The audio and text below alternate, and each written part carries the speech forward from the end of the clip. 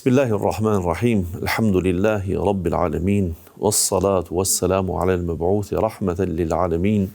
Nabiyina Muhammad wa ala alihi wa sahbihi ajma'in. Amma ba'd. Të respektuar teleshikues kudo që jeni dhe nga do që na ndeshni, ju përshëndes. Assalamu alaikum wa rahmatullahi wa barakatuh. Popujt në Kur'an është emisioni që na bashkon neve dhe juve, është përbashkuesi jon në përshkrimin e popujve që Allahu Gjelle Gjelaluhu i përmendje dhe popujt që zunë vend në librin e Allahut, në një libër jo shumë voluminoz, në një libër jo shumë të trashtë, në një libër jo shumë me faqe të njoftuna për histori, në një libër që në vetvete më shumë beton të na tregoj për të ardhmen, për ahiretin, në një libër që thret shumë në besim, në një libër që thret edhe në moral, besa bes edhe në normat juridike, në regulativa, normativa, në mes të asaj që e quajmë halal dhe haramit.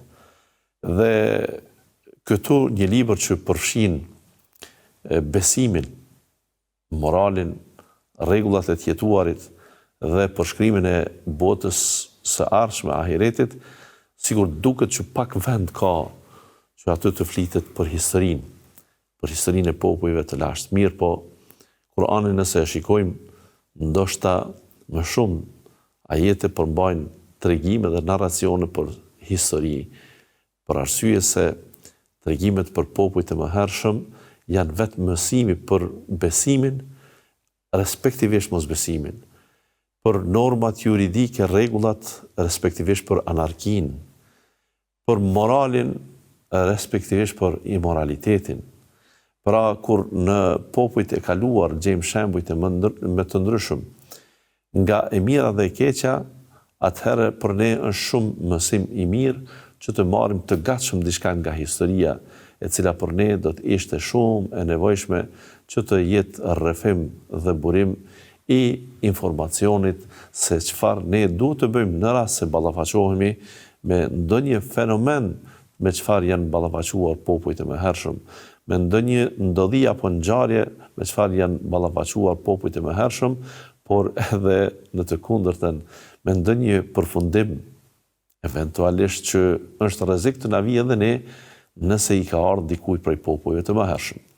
Duke e ditë dhe këtë duhet ta kemi gjithmonë parasyve tonë se Zoti i kësaj gjësie është një, i vetëm. Ai nuk ka ndryshuar. Nuk është emocional që të jetë pra ndryshe me ne, e ndryshe me popujt tjerë. Pastaj, vizioni për botën, për dynjan, për jetën dhe për ahiretin nuk ka ndryshuar. Nuk është që do popuj kanë pas të jetojnë vetëm në këtë botë dhe nuk do të ringjallën në botën tjetër, ose disa popuj tjerë do të shkojnë direkt në botën tjetër dhe nuk do të vinë fare në dynja. Pra, janë të gjithë që do të kalojnë të njëjtën rrugë, dhe nëse të gjithë e kalojnë të njëjtin rrugë, e kanë të njëjtin program, të njëjtin Zot, atëherë i bie se edhe hidhrimet e atij Zoti me ata popuj mund të jenë hidhrime edhe për ne. Edhe shpërblimet e atij Zoti për ata popuj mund të jenë shpërblime edhe për ne. Kjo është edhe në rrafshin individual, edhe në rrafshin kolektiv. Andaj, mësimet e Kur'anit në asnjë rast nuk janë të tepërta, e as ato që duken historike, të cilat për ne ndonjëherë sigur duket se na e mbushin, ndoshta faqet e Kur'anit, këto faqet të pakta të Kur'anit me këtë çështje, por në hera të tjera do të duket sigurisht se janë shumë të nevojshme që ne të lexojmë dhe të përfitojmë nga historitë dhe biografitë e tyre. Sa i përket temave që ne kemi elaboruar deri më tani, në javën e kaluar biseduam për polemikat që i bën popujt e tyre profetëve. Mirë po ne do të mësojmë sot edhe për anën e kundërt. Edhe vetë profetët kishin polemika me ta. Pra, edhe ata jo vetëm debatuan, por polemizuan, e të shohim se si është qasur libri Allahut Kur'ani, pra vetë polemikave të profetëve. Alayhimus salatu wassalam. Para se të fillojmë me përmendje të disa prej shembujve konkret që i kemi në Kur'an, kur profetët polemizuan me popujt e tyre, ne du të dim se polemikat që janë përmendur në Kur'an, kronologjikisht cilat do të ishte e para që ka ndodhur. Dhe natyrshëm se kronologjikisht dhe historikisht i bie se polemika e parë, e ne pe i thëmë polemika, ndonjëherë polemika është me refuzim të mendimit tjetër, e nga njëherë është me kuptimin e fjalës dialog, debat, por në shumë të rasteve ka mos pajtime, e nëse në fund ajo përfundon me dorëzim para argumenteve e të tjera, mund të mos e meritoj gjithë emrin polemik, ndoshta por megjithatë nëse mënyra e komunikimit ka qenë e tillë, atëherë ne duhet ta shohim dhe ta njohim si të tillë atë lloj polemike ta quajmë. Pra, çka ka ndodhur kronologjikisht së pari? Allahu xhalla xhelaluhu kur vendosi të krijojë njeriun, pra pasi kishte krijuar melajket, gjindët, vendosi që në tokë të ketë një mëkëmbës, një bartës të fjalës Allahut që do të ishte krijesë tjetër.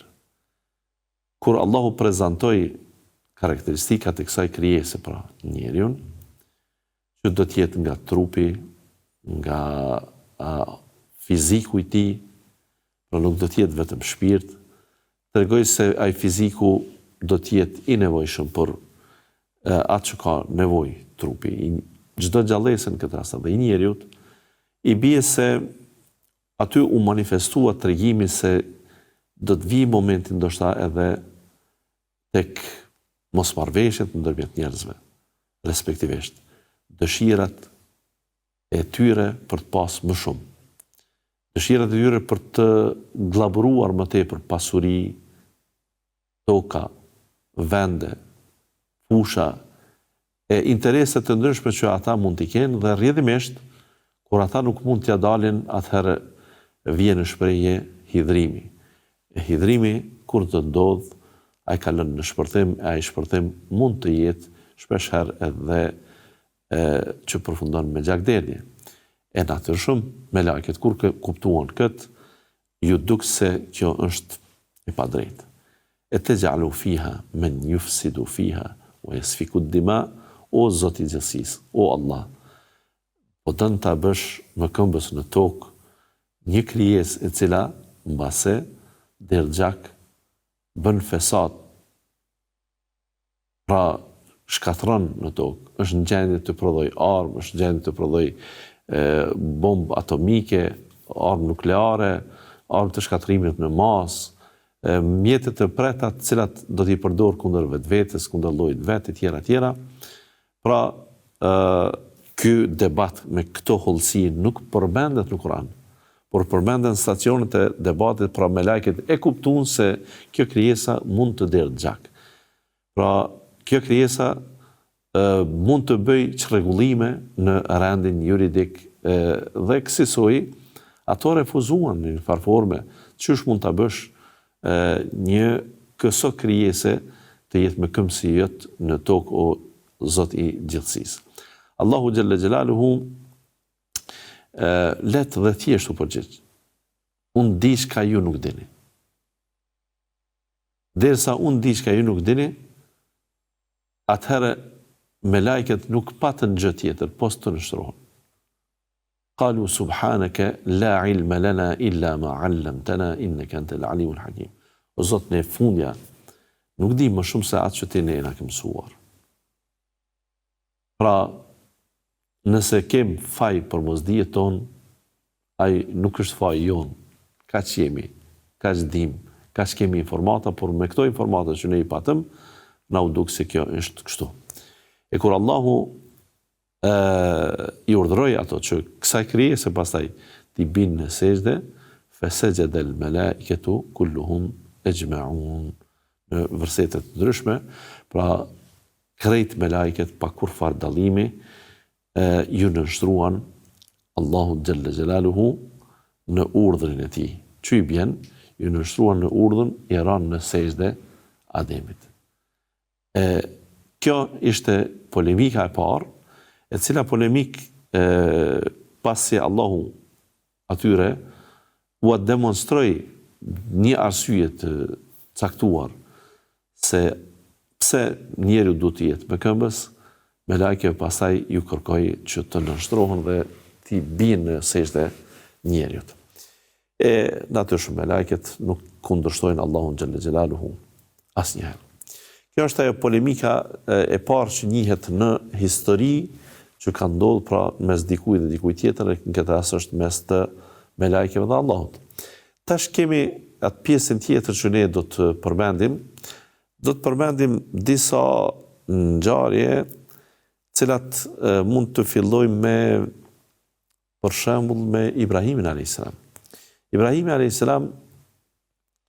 kishte edhe aftësinë e polemizimit, që ai domethënë filloi t'i provokonte babain e tij, popullin e tij në përgjithësi për mosbesimin që kishin. Madje babai i tij ishte i njohur për punën e dorës që kishte të gdhente gur, të cilët gur ata i përdornin për zota.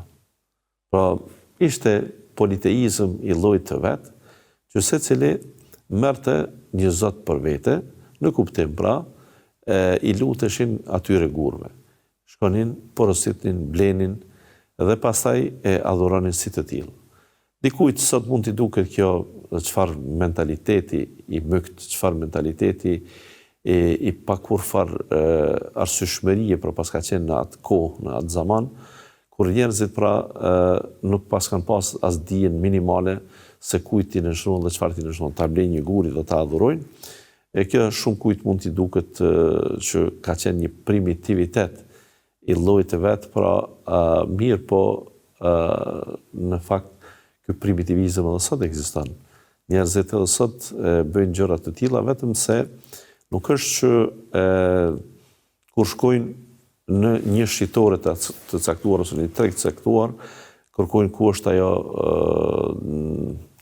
ai vendi ku shiten zotat. Jo, nuk ka kësi lloj politeizmi, por ka politeizm tjetër që ne në fakt vetë për shembull pasurinë merre, ne punojmë që ta sigurojmë atë, punojmë që ta fitojmë, pasi ta fitojmë fillojmë ta adhurojmë në një mënyrë ose tjetër. Ne pastaj bëhemi rob të asaj pasurie. Ne për shkak të asaj pasurie vritemi. Ne për shkak të atyre kapitaleve që i kemi, për shkak të atyre letrave me vlerë që i kemi, për shkak të atyre letrave të pronësisë që i posedojmë, jemi në gjendje të bimë në belame të tjerët, për vetëm në arsye se ne nuk dëshirojmë që të kemi dikush e cenon atë që ne kemi fituar, ose nga njëherë na duket se dikush padrejtisht po afrohet drejt pasurisë tonë, ama ne kemi të drejtë pra ta mbrojmë atë. Nuk po duhet të them që nuk kemi të drejtë ta mbrojmë pasurinë, por megjithatë është shndruar pasuria në atë rast, është shndruar ndoshta telefonin në një rast tjetër, është shndruar idhulli jon pra ka ndryshuar, nganjëherë është televizori, kemi thënë në një periudhë të caktuar. Gjithë ata që ta marrin vëmendjen dhe ti bëhesh më lidhur me ata se sa me Zotin e gjithësisë, ata janë do zota që ai ke ble në treg apo nuk i ke ble, ai i thu në çdo mëngjes ti je Zoti im apo nuk i thu, pra në një mënyrë ose tjetër ti e shpreh respektin për ta në mënyrë maksimale çysh do të ishte dashur ta shprehësh respektin për krijuesin e gjithësisë, për Allahun xhalla xhelaluhu. Atëherë të respektuar teleshikues, Ibrahimi a.s. pra kur erdhi në jetë, gjeti popullin dhe kishte një logjik të shëndoshtë, një njeriu që nuk mund ta merrte me mend se si njerëzit ti nënshtroheshin gurve dhe adhurimit të tyre. E Ibrahimi a.s. në fakt në vetvete filloi të bëj një lloj polemike, të cilën e bënte vetë me vete, por edhe kishte qëllim që ta dëgjonin të tjerët. Për shembull, filloi një ditë të thotë pra pse ti marr zotra këta gurte, vegjël, që sado kudo janë prodhimi i dorës njerit. Pse të mos adhuroj diçka që është e madhe. Dhe e bëri, sikur të themi në rrafshin e parë vetë me vete, ju drejtua diellit tha, po kjo është planet i madh. Ju drejtua hënës paraprakisht. ju drejtua dhe diellit, ju drejtua yjeve. Dhe ai e dinte se gjatësia tyre në një ditë 24 orë, pra njëri e sheh hënën dhe nuk e sheh, më pastaj kur del dielli. E sheh diellin dhe pastaj kur perëndon nuk e sheh më. Dhe kur në mëngjes ta themi, ai thoshte se dielli është ky Zoti, ky është i më i madh, ky meriton të adhurohet, e jo këta puta të tjerë, ata natyrshëm thonin se ndoshta edhe ka të drejtë. Mirë po e priste perëndimin e diellit dhe thoshte, si unë mund të adhuroj një Zot i cili më humb natën? Pse unë të jetoj pa Zot në një pjesë të kohës? Pra të jetoj gjithë natën pa Zot. Pse unë të jetoj me hënën Zot natën e të mos e kem këtë Zot ditën? Inni la uhibbul afilin. Si dua këta Zotët që përëndojnë. Kështu është pra kur e pa një planet ose një yt polar ose një diçka të ngjashme që përshkruhet në Kur'an në surën e njohshme dhe të famshme surën Al-An'am. Pra Ibrahimi a.s. I shpërfaqi këto dhe në fund sikur tregoi që atëherë një Zot që lind dhe përëndon nuk ja vlen, edhe pse është shumë i madh, nuk ja vlen që unë të jem adhurues i tij. Ibrahimi a.s. provokoi edhe babain e tij. Babain e tij e provokoi në formë interesante. Ja abati, lima ta'budu ma la yasma'u wa la yubsiru wa la yughni 'anka shay'a. Se e adhuron një Zot, pra diçka që nuk dëgjon, nuk sheh dhe nuk është në gjendje të t'jap ndonjë dobi. Çfarë dobi e ke të adhurosh një Zot të tillë? Dhe jo vetëm kaq. Thot më vonë, ja abati, inni qad ja'ani min al-'ilmi ma lam ya'tika fattabi'ni ahdika siratan sawiyya. O baba, më ka ardhur dituri që ti nuk e ke. Kam informata që ti nuk i ke, andaj më paso mua. Jam në gjendje të të udhëzoj në një rrugë të drejtë dhe stabile. Ja abati, la ta'budi ash-shaytan, inna ash-shaytana kana lir-rahmani 'asiya. O baba im, mos e adhuro shejtanin, sepse shejtani doli nga mëshira e Allahut pikërisht atëherë illa iblis, kur me lajket ju nënshtruan, e iblisi nuk ju nështrua. Doli nga urdhni Allahu xhalla xhelal, nuk ju nështrua Ademit a.s. Në këtë rast nuk ishte problem pse nuk ju nështrua Ademit, por pse nuk e dëgjoi thirrjen e Allahu xhalla xhelal që ti nështroi Ademit. Andaj, pse ti mendon tash të shkosh mas shejtanit, a shejtani ka qenë refuzues, kundërshtuesi Allahu xhalla xhelaluhu. Ja abati, inni akhafu an yamassaka 'adhabu min ar-rahmani fatakuna lish-shaytani waliya. O baba im, un kam frikë që ty të prek dënimi i Allahut xhalla xhelaluhu e ti pastaj do ta kesh mik të ngushtë vetë shejtanin. Qala raghibun anta an alihati ya Ibrahim. Ti a dën të më largosh mua nga zotrat e mi, o Ibrahim? Baba i vetë pra u përgjigj. La in lam tantahi la arjumannaka wahjurni maliya. Nëse ti nuk heq dorë nga kjo metodë, atëherë unë do të vras ty, do të godes me gur, do të bëj dëm pra. Pra baba i Ibrahimit a.s. nuk ishte në gjendje absolutisht që ta pranonte një thirrje të tillë, e përkundrazi ai pra filloi ti përgjigje si ignorant. Pra Ibrahimi a.s. në këtë polemikën e tij nuk ishte se nuk e dinte se çfarë është e vërteta, por dëshironte që të vinte tek ajo e vërtetë në mënyrën e tij. Dhe kështu edhe ndodhi kur ata patën popullin ditë atë spektaklin e madh, dikun që dolën të gjithë, ai mbeti në vendbanim, e kur erdhi ata secili prej tyre kishte në atë faltorën Zotin e vet. Dhe ishte edhe ai Zoti i madh, Zoti i zotave, pra në kuptimin Allahu na ruaj. Pra gur që adhuroheshin njëri pasit. Dhe Ibrahim a.s. i theu ata. Ky është një provokim tash edhe fizik, edhe taktik, ta quajmë politizuese, por edhe të njëjtën kohë edhe një polemik. Kur ardhe dhe i panë zotat e thyer, ata të gjithë pyeten se kush i ka thyer, a thu. Dikush i shkojnë në mendja, inni sami'tu fatan yuqalu lahu Ibrahim, është e mundur një djalosh që po thret në këso lloj besimi, që ka bërë një devijim nga rruga jonë e mëhershme dhe ndoshta ai eventualisht i ka thyer atë. Thirreni atë. Hajt ftojeni, pra që të shohim nëse ai vërtet i ka thyer ata Zot. E Ibrahim a.s. nuk ju përgjigj as me po, as me jo, se në fakt i kishte thyer, tha. Po pyetën këtë të madhin, tha ju tregon, se kishte lënë një pa thy, tha ju tregon, ata vetë thanë, e si mund ta pyesim këtë gur kur ai nuk flet. E Ibrahimi këto kishte po hente, tha, po si adhuroni pra atë që nuk flet, atë që nuk është në gjendje që t'ju jap ju përgjigjen e duhur, atë që nuk është në gjendje me ju të bëj as më të voglin bisedë, as më të voglin informat nuk është në gjendje t'jep. Si adhuroni një Zot të tillë. Kjo pra ishte zgjidhja e Ibrahimit a.s. Pastaj kishte edhe polemikën e tij me Nemrudin. Kjo ishte e madhe, ishte udhëhesi suprem i popullatës së asaj kohe, i cili edhe pretendonte se ishte edhe Zot. Pra Nemrudi të debatohej me te ishte vështirë, sepse e kishte veten në qef dhe nga pushteti i madh që kishte edhe ushtrimi i atij pushteti në popull, friksimi që kishte bërë, e mendonte se vërtet ka sinjale që mund të jetë Zot.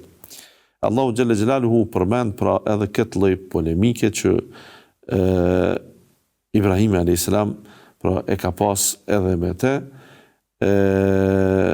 si thot Allahu, alam tara ila alladhi hajja Ibrahime fi rabbih. Tash këtu ishte e polemika që e bëri ai dhe Ibrahimi e bëri me atë pra në çështjen e Zotit. An atahu Allahu al-mulka idh qala Ibrahim, rabbi alladhi yuhyi wa yumit. Zoti është ai që jep jetë dhe jep vdekje. Ti kush je? Ai tha let, qala ana uhyi wa umit. Edhe unë e bëj tjetër. Jam në gjendje që të ngjall dhe të vdes. Në kuptim pra, thuhet se i mori dy të burgosur, që të dytë pra ishin thuajse të vdekur, dhe njëri t'i dha lirin, në kuptojmë i dha jetën, ndërkaq që tjetrin që ishte i burgosur urdhëroi që të mbytet dhe tha ja.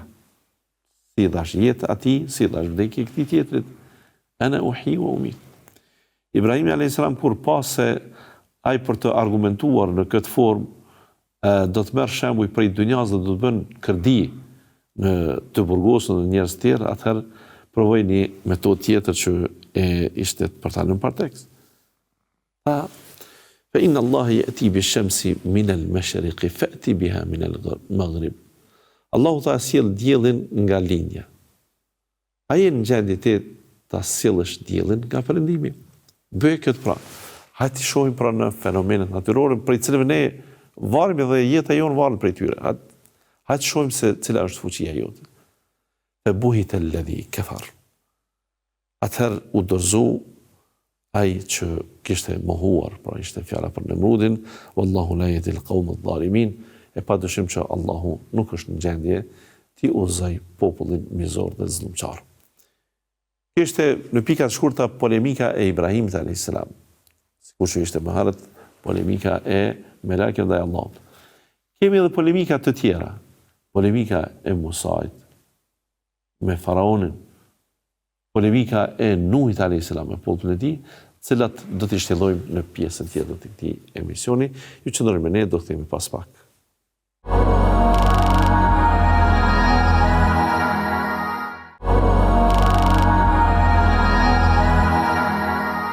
Rikthehemi të respektuar të shikues për të vazhduar me emisionin Popujt në Kur'an. Ishim në natën e sotme duke folë për polemikat që patën vetë profetët me popujt e tyre. Pra, përmendëm Ibrahimin a.s., përmendëm edhe me lajket më herë që kishin atë polemik me Allahun xhalla xhelaluhu. Kemi polemikën tjetër që i bëri Musa dhe Haruni në fakt. Faraonit. Çfarë polemike? Ata kur urdhruan që të shkojnë te faraoni, Allahu xhalla xhelaluhu ju tha fa'tiya fir'auna faqula inna rasul rabbil alamin. Dhe thoni se ne jem të dërguar, të deleguarit e Allahut, Zotit të botëve, të Zotit të gjithësisë. Qala wa ma rabbul alamin. Pra Firauni tha, e çka është pra ky Zoti i botëve? Çka është Zoti i botëve tash ti përshkruhet dikujt që nuk ka besim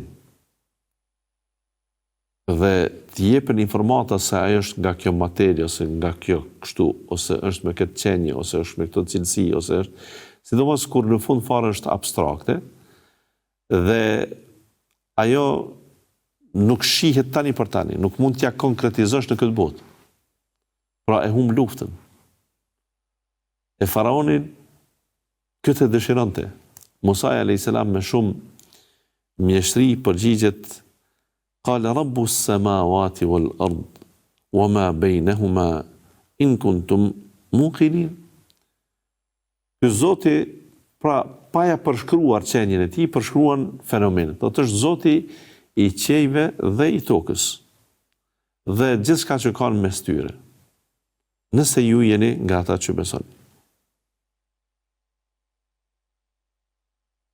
Qala liman hawlahu ala tastami'un. Faraoni ju thot njerëzve që kishte afër, thot, a nuk po dëgjoni? Qala rabbukum wa rabbu abaikum al-awwalin. Qala inna rasulakum alladhi ursila ilaykum la majnun. Polemika tash vazhdon. Ata i thonë ky Zoti i qejve dhe i tokës është edhe Zoti i juaj dhe i baballarëve të juaj. Pra ai ju ka sjellë në jetë. Ata i thonë, pra faraoni tash kthehet dhe thot, ky i dërguar i juaj që qenë ka dërguar, qenë ka krejtësisht i çmendur. Musa i vazhdon thot, Rabbul mashriqi wal maghrib wama bainahuma in kuntum taqilun. Ky është Zoti lindjes dhe perëndimit, nëse ju jeni ata që mendoni. E faraoni tash thot, qala la in ittakhadhta ilahan ghayri la aj'alannaka min al-masjunin. Nëse ti thot vazhdon të trajtosh dikë tjetër për Zot pos meje, ta kesh parasysh se unë do të burgosi. Do të jesh nga njerëzit e burgosur që do ta humbin lirinë. Musa i provon diçka tjetër tash thot. Qala awalau ji'tuka bi shay'in mubin. Nëse unë jam gjendje të sjell një argument se unë, pra nuk po flas së koti, jam gjendje të argumentoj një gjë të tillë, a thot, qala fa'ti bihi in kunta min as-sadiqin, pra atë nëse je i sinqert cilë argumentin. Hajtë shoh cili është argumenti. Argumenti thot fa alqa asahu fa idha hiya thu'banun mubin. Thot gjuajti, se nxorri shtagën e tij, Musa a.s. kur shkopi shtaga, u bë në gjarpër i cili shihej qartësisht është i tillë. Wa naza'a yadahu fa idha hiya bayda'u lin-nadhirin.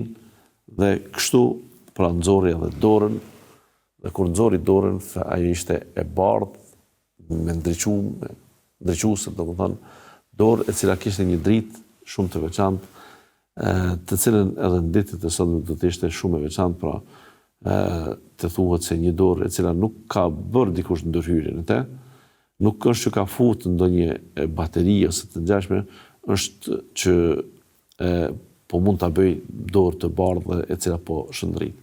Kësaj pra është kjo polemika e Musait a.s. fillimisht edhe e Harunit me faraonin që u munduan dhe kësaj e bën këtë polemik të qëndrueshme, përkundër që ai u kërcënua, këta kur nxorën argumentet, atëherë mendoj se në rregull. Këtë që ju po sillni, kjo mund të jetë ndonjë magji, të cilën e keni përsos, e keni perfeksionuar, por unë do t'ju tregoj juve edhe për këtë, derisa i mlodh të gjithë magjistarët dhe ju premtoj shpërblime prej më të ndryshmeve që ta gjunjëzojnë Musain a.s. me argumente konkrete nga vetë argumente që ai ka sjell si mrekulli që i kishte për ta vërtetuar profecinë e tij dhe vërtetësinë e thirrjes së tij. Kur i mlodhi magjistarët, atëherë Musa a.s. e kishte humbjen të sigurt para faraonit nëse ai do ta humbiste debatin me ta, por edhe tash edhe ballafaqimin direkt se kush e ka magjin më të fortë. Ngjarja është e njohshme dhe ne do ta sqarojmë edhe me detaje ndonjë herë tjetër, pra që aty kërkohet nga ata që të hedhin magjit e tyre e Musa a.s. shkopin e tij, dhe shkopi në fakt ishte ai që mbizotroi, pra magjia kushtimisht e Musait a.s. ishte më fortë se magjia e tyre, saqë magjistarët e kuptuan se kjo tashmë me lidhjet që mund t'i ketë magjistari nuk ka të bëjë, sepse është një fuqi shumë të madhe dhe rrjedhimisht ata panë se ky njeri pra mund të jetë pjesë e dikujt që është mbi fuqinë tonë, pra të magjive tona, se po të ishte magjisë e trajtës së njëjtë që ne kemi, atëherë nuk do të na mbizotronte.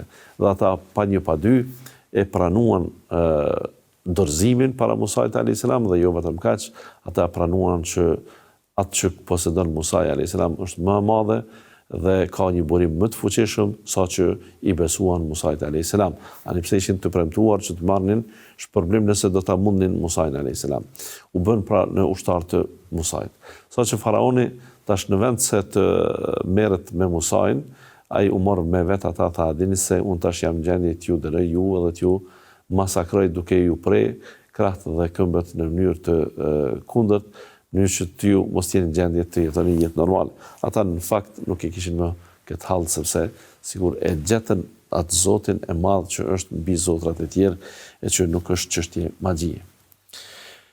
E kem të respektuar të rishikuese dhe e vetë ngjarjen e profetit të tjetër, profeti i madh nga profetët që Allahu xhalla xhelaluhu e përmend po ashtu shumë në Kur'an, babën e profetëve Ibrahimin a.s. Baba i njerëzimit Ademi a.s. Mirë po, ky profeti që dua ta përmendi i ka dy epitetet. Është pra baba i tauhidit. Sikur krejt pejgamberët e tjerë, pra kjo është Nuhi a.s. dhe njihet edhe si baba i dytë i njerëzimit për faktin se ai kur erdhi për t'i thirrë njerëz në besim, atëherë mohuesit e që ishin shumica e popullit, ndonse Nuhi a.s. ishte shumë efikas në përqimin e fjalës së Allahut, në përcjelljen e porosisë mesazhit hynor, megjithatë ata nuk ishin në gjendje ta besojnë Nuhin a.s. Nuk ishin të gatshëm ta pranojnë thirrjen e tij, andaj edhe e bën që Nuhi a.s.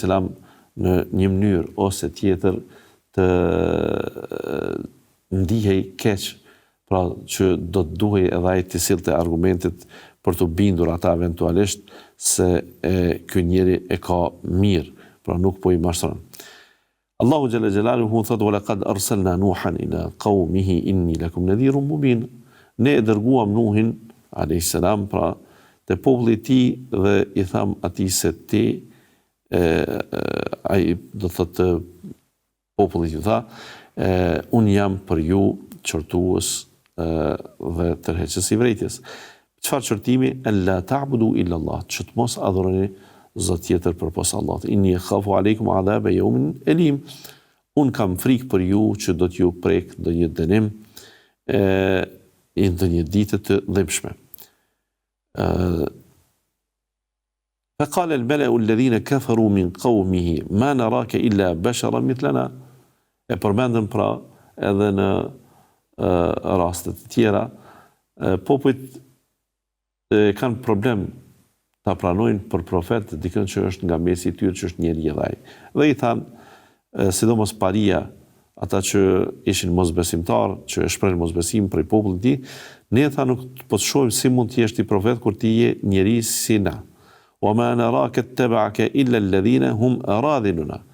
Po ashtu nuk kemi pa që paste janë duke ardhë super kategoria e popullit, nuk janë duke ardhë njerëzit me autoritet, ose me pasuri, ose me... Pra janë të ardhë njerëzit më të ullë të shoqërisë, pasteje. Wa ma nara lakum alejna min fadlin bel nadhunnukum kadhibin. Na nuk po shohim se ti ke ndonjë aftësi mbi ne, një mirësi që dallohesh dhe ne kësaj të mendojmë se je gënjeshtar.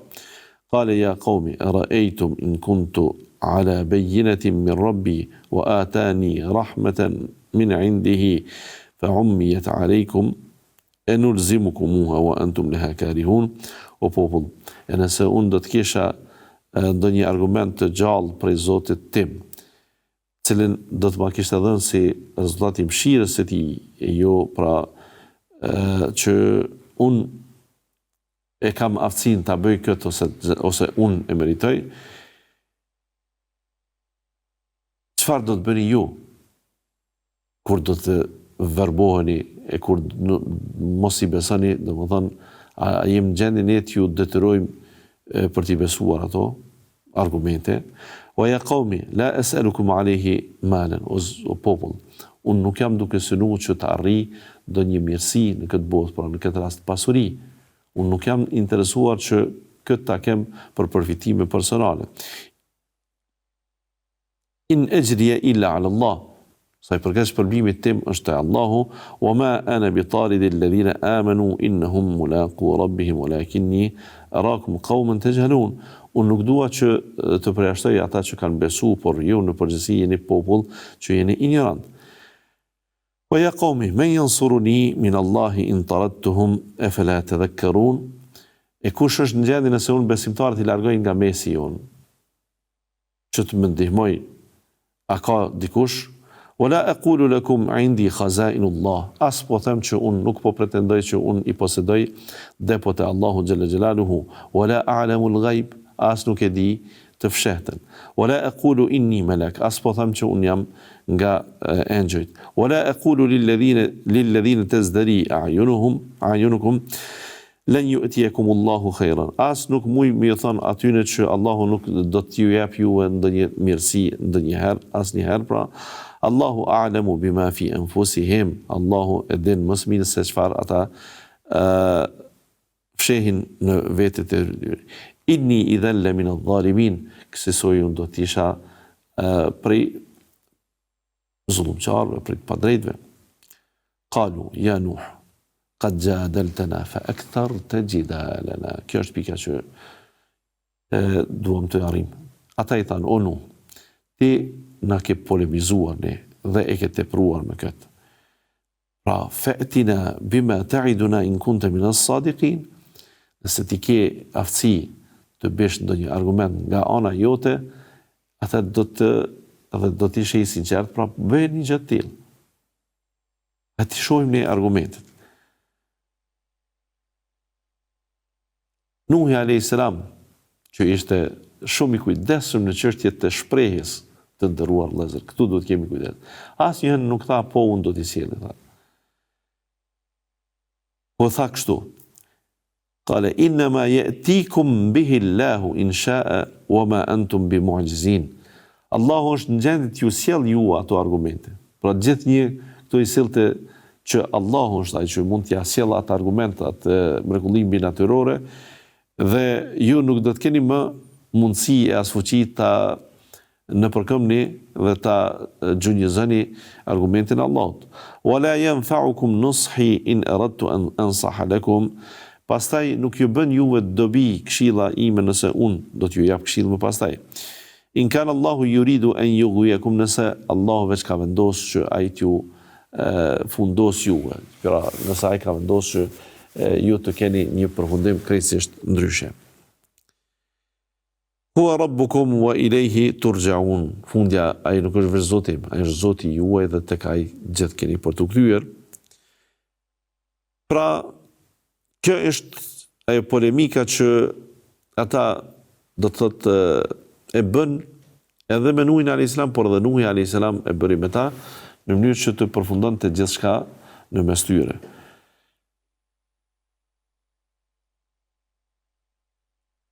Megjithatë, Allahu xhalla xjalaluhu do t'ja plotësoj Nuhit a.s. atë dëshirë respektivisht popullit të tij që ata të kenë atë argument që po kërkojnë ka moti. Allahu përmend thotë wa uhiya ila Nuhin annahu lan yu'mina min qaumika illa man qad amana fala tabta'is bima kanu yaf'alun. Nuhit a.s. ju shpall që nuk do të besoj prej popullit tënd dikush më shumë, përpos atyre që kanë besuar tashmë.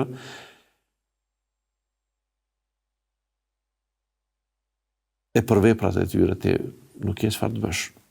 Wasna'il fulke bi a'yunina wa wahyina wa la tukhatibni fil ladhina zalamu innahum mughraqun. E ti o Nuh, pra tash fillo me ndërtimin e anijes dhe këtë bëje nga mbikëqyrja jon dhe me shpalljen ton, e mos më fol më për ata të cilët kanë bërë padrejsi, sepse ata tashmë do të jenë të fundosur në ujin i cili do të ndodhë. Nuhi a.s. pastaj ndërtoi anijen dhe kjo ishte ajo forma, domethënë, e polemikës që bën edhe ata pra me popujt e tyre. Këto polemika ishin gjithnjësi pararendëse që Allahu xhalla xjalaluhu eventualisht t'i shpëtoi popujt dhe ata të gjejnë rrugën e drejtë, e jo e kundërta, pra të ndodhë që ata të humbin dhe të devijojnë tërësisht. Megjithatë, pranoj kush pranoj, mësoj kush mësoj, por vjen kjo tjetër në fund, pësoj kush pësoj. Mbeten profetet, mbeten kujtimet për ta, përmendja e tyre, historia, krenaria me ta, ndërkaq u zhdukën popujt e tyre dhe nuk pati kush që të vazhdoj atë rrugën e tyre të devijimit, për të pasuar ata, pra të devijuar, do të ketë gjithmonë popuj të ndryshëm, njerëz e individ, në mënyrë kolektive, mirë po që ata ta vazhdojnë rrugën e një profeti, e një popull të caktuar, nuk u marr askush me ta, të gjithë u zhduken dhe i takojnë historisë së zhdukur të njerëzimit, derisa profetet dhe pasuesit e tyre janë prej historisë së famshme të njerëzimit, pra që vetë bota krenohet me ta. E ne të respektuar, të rishkus, do të shohim se kur këto polemika arritën ku arritën, atëherë ata do të përdorin edhe metodën tjetër të vrasjes së profetëve. Kjo do të jetë tema për javën e ardhshme. Deri atëherë ju lëm në kujdesin e Allahut. Wassalamu alaikum wa rahmatullahi wa barakatuh.